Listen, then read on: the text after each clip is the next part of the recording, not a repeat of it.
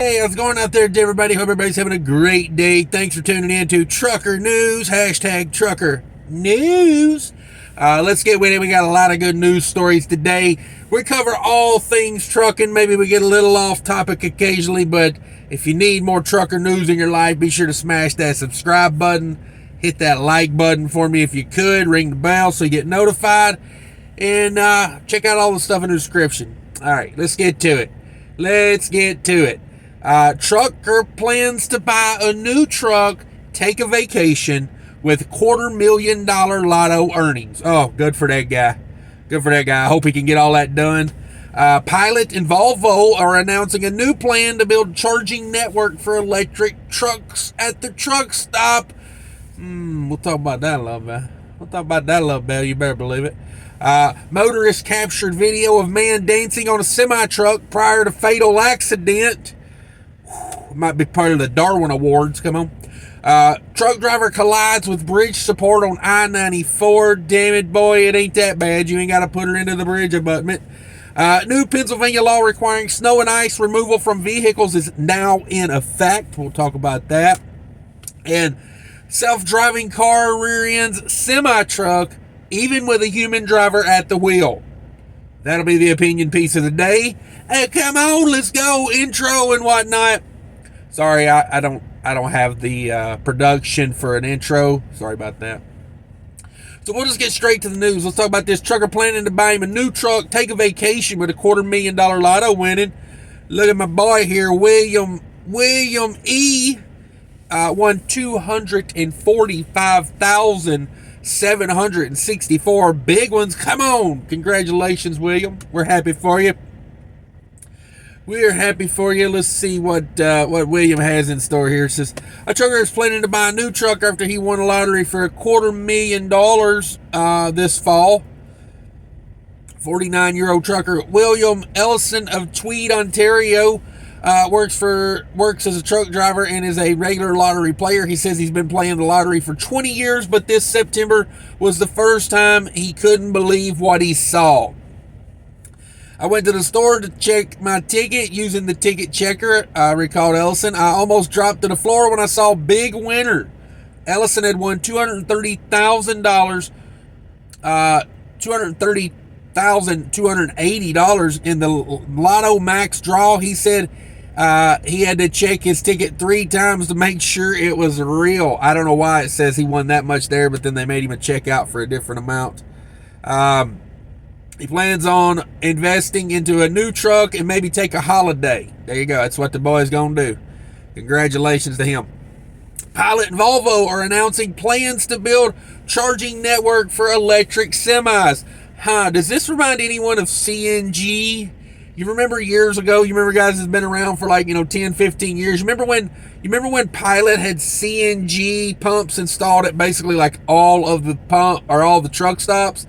You remember when they carved out about 20 parking spots where you would normally park trucks, and then they made it a big thing for you to pull in and CNG your situation? Kind of seems like that to me again. But anyway, Pilot and Volvo, here we go. On Tuesday, the Pilot company and the Volvo group unveiled plans to create a network of chargers for medium and heavy-duty trucks at the Pilot Flying J truck stop locations across the country.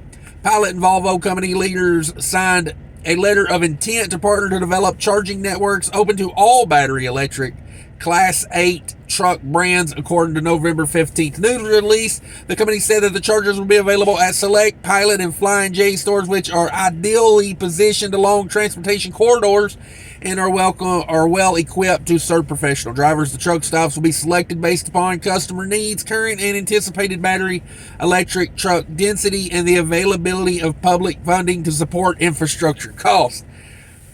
This is the thing that kills me about this electrify everything. Why in the hell do I have to pay for it? We didn't do that with gas stations. Gas stations didn't say, oh, well, we need the taxpayers to pay for gas stations. Yeah, that's what they want. They want public funding. I'm sure CNG was the same thing. Just annoys the hell out of me. If you want to go electric, go electric. But I don't think there should be tax incentives. I don't think I should be paying for you to go electric. If you want to go electric, that's your choice. You know, like, since when do, your bad decisions reflect on me? You know what I mean? Oh, that's the new age of the new world we're living in these days. Everybody wants a participation trophy on my accord. It ain't happening. It ain't happening, baby. It's called the strong survive, and I use the weak as a pillar to step on. Come on. And when I say weak, I mean able-bodied working people that make stupid ass decisions, then they think I got to pay for it. No. Now, when I say, when I mean weak, that's what I mean. Motorist captured video of man dancing on a semi-trailer prior to fatal accident. Let me tell you, I bet that was one hot ass TikTok video before he hit that pillar. Before he hit the beam. I'm going to give this guy the Darwin Award. If you climb your ass up on a semi-trailer to do a dance, sorry, Chris Brown, you had it coming, in my opinion. Sorry, Chris Brown, but when you hit that cross beam on that bridge because you was up on a trailer, sorry. I'm sure his mother would say he was a good boy, but it don't matter. It don't matter. Stop doing stupid shit. Go get a job. How about that? A motorist sitting in Houston traffic captured a video of a man dancing on a truck prior to a bridge strike that ultimately claimed his life. Yes, he was dancing on the back of a rapid dry van, it looks like. Yeah, boy, yeah. Fatal incident occurred around 11:35 a.m. November 10th at 2500 East Tex Freeway. You can view the video of the incident below. If you want to go watch that, go for it. I'm not going to show it here. People's demise is not something I'm bringing to this channel in a video form. Now, I do want to tell people this so, you can go tell your kids to say, hey, just in case you're getting the idea of this TikTok trend to climb on a truck and dance, number one, if somebody kicks your ass for doing it, don't be surprised. And number two, be sure to turn around occasionally and make sure there's no, tunnels coming up. This kind of reminds me of a Bugs Bunny episode I saw one time where, Elmer Fudd, he thinks he's got the bunny, and then all of a sudden, a train goes through a bridge, and, he's, stuck to the bridge like that. I assume that's what this looked like. According to the Houston Police Department, a red Kenworth tractor trailer was traveling southbound on East Tex Freeway.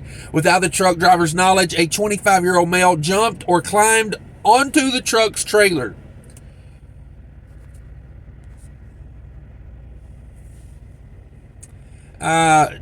The man then began dancing and possibly recording himself, the Houston PD said, as the 18-wheeler passed under the Tuma Street Bridge. The male was struck and knocked off the trailer onto the freeway's main lanes. Paramedics responded to the scene and transported the man to a nearby hospital where he later died. Stupid game, stupid prizes, right?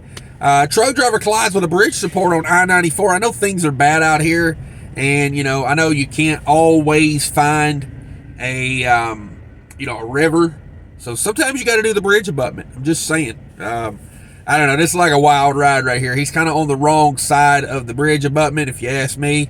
Truck driver who lost control on an icy roadway struck overpass support pillars on I-94 in Barnes County, North Dakota on Tuesday afternoon. Yeah, hopefully he didn't tear up that bridge. The crash occurred around 4:30 p.m. on November 15th, mile marker 272 on I-94 near Jamestown, North Dakota, as winter weather conditions made the roadway slick. Troopers said 36-year-old Minnesota man, truck driver Habibi Habib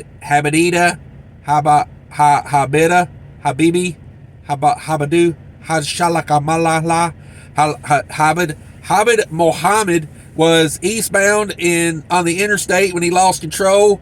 Veering from the shoulder to shoulder, the truck was moving south as it crashed through the guardrail, and then it swung east, crashing into a bridge support pillar with the trailer getting stuck on the bridge supports. Ouch. Ouch, kabibble. Looks like a wild ride. Slow down in the ice, boys, especially if you ain't used to it. Muhammad was transported to a hospital after treatment of minor injuries. The crash is under investigation by the North Dakota Highway Patrol. And there you go, boys. There you go. Slow her down a little bit. Why not? The new Pennsylvania law requiring snow and ice removal from vehicles is now in effect. You know, we talked about this last winter. It wasn't quite, it had been passed, but it wasn't in effect last year. So a new law requiring drivers to remove snow and ice from vehicles now in effect in Pennsylvania. So do what you can. You know, I suggest, you know, I got one of those extendable ice scraper things. I got me one of those. I made a video about it a long time ago. If you want to search for it, look for like Cash Menards, you know, the hardware store Menards. I bought it there. Search CashisKingtrucking Menards. It'll probably come up. But I got me one. It's about, I can extend it out to about 10 foot long, maybe 7 foot long, something like that.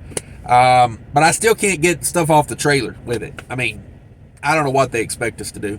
In July 2022, Pennsylvania Governor Tom Wolf signed Christine's Law, a bill that was introduced by Senator Lisa Bosco, requiring drivers to remove ice and snow from their vehicles within 24 hours following heavy winter storms. The law went into effect 60 days after signed into law. The bill strengthened previous ice and snow removal laws that only allowed for penalization of a driver if snow or ice falling from their vehicle resulted in a serious bodily harm. Christine's Law would be more proactive, giving police officers discretion to pull over a vehicle where the building of ice and snow possesses a potential hazard. So I guess if you're riding down the road with a 3 foot, snow drift on the back of your trailer, you may want to have to figure out how to get that off somehow. I don't know. I thought about getting a pull skimmer. You know, those aluminum poles you can adjust, you can adjust them out by 10 foot. I thought about building a thing or like a strap thing where I could strap that underneath the trailer, and you can extend a pull skimmer out about 20 foot, and maybe put an arch in it, and then put like a squeegee or a shovel end on it or something. I don't know. I'm just throwing things against the wall here. The bill named after Christine Lambert, who died on Christmas Day of 2005 after a large piece of ice dislodged from a passing box truck and crashed through her windshield.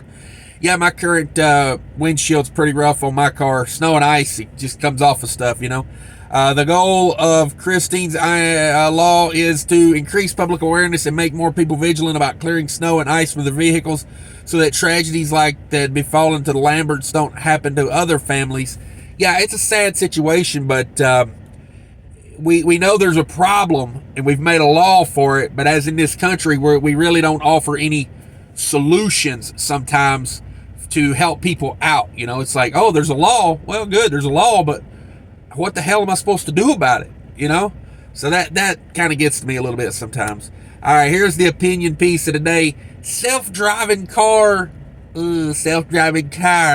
rear ends semi-truck even with a human driver at the wheel. So an autonomous car rear-ended a semi during a self-driving pilot program on the Las Vegas Strip on Monday. It was a big old flatbed too. How do you miss a big skateboard? The crash happened on November 14th in Las Vegas, Nevada, near the Planet Hollywood Resort. According to Las Vegas Review Journal, a 2016 Toyota Highlander with a human driver inside was operated along Harmon Avenue when it rear-ended a semi owned by Las Vegas Paving. No one was hurt in the crash. The car was part of an autonomous vehicle pilot program run by Zoox. Z-O-O-X. I think that's how I would say that. Zoox. During a police investigation, a woman inside the car at the time of the crash told officers that she was in control of the vehicle but had expected the car to stop on its own. Oh, okay. She was in control, but the car was supposed to stop on its own. See, that's the problem we're going to have in this early stages of autonomy. Yeah. Oh, I thought it was going to do this. I thought it was going to do that. And bam, somebody's dead. By the time she realized the car was not going to stop for the semi-truck ahead, it was too late. She stated that she got confused and didn't know what happened, but thought that the vehicle was going to stop on its own, and she was too close when she realized it wasn't going to stop. The incident report states, "We are currently conducting our own internal investigation about the incident and do not have any information to share at this time." Melissa Marasco, a spokesman for the Amazon-owned Zoox. Okay, so Amazon owns that. The safety driver in the car was cited for failure to reduce speed and failing to use due care. There you go, boys. Yeah. You know, if an Amazon-owned company rear-ends you because their technology don't work, I'm gonna say don't say anything. Get yourself a lawyer. That's my opinion of the day. Get yourself a lawyer and you know, get what you got to get, because you know, it ain't your fault. You're minding your own business, and they think they've got this autonomy thing figured out to any kind of level, and then it slams into the back of your truck. You know what I mean? I'm talking like, get them for everything. You know, get you a new set of teeth, get you a new head of hair, get you some of that Bezos money. That's what I'm talking about. But that's it for today, guys. Thanks for watching Trucker News. I appreciate everybody sticking around, hanging around with me. Be sure to hit the like button, all that stuff. Have a great day. Remember, people are more important than trucking.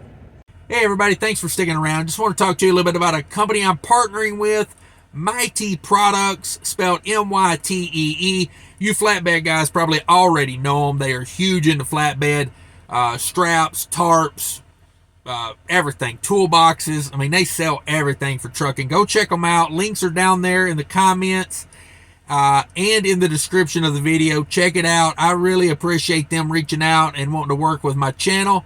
It helps me out tremendously if you shop through my link. I would much appreciate it. And let me know what you think about them if you do buy something from them. Thanks. Appreciate your feedback. Bye.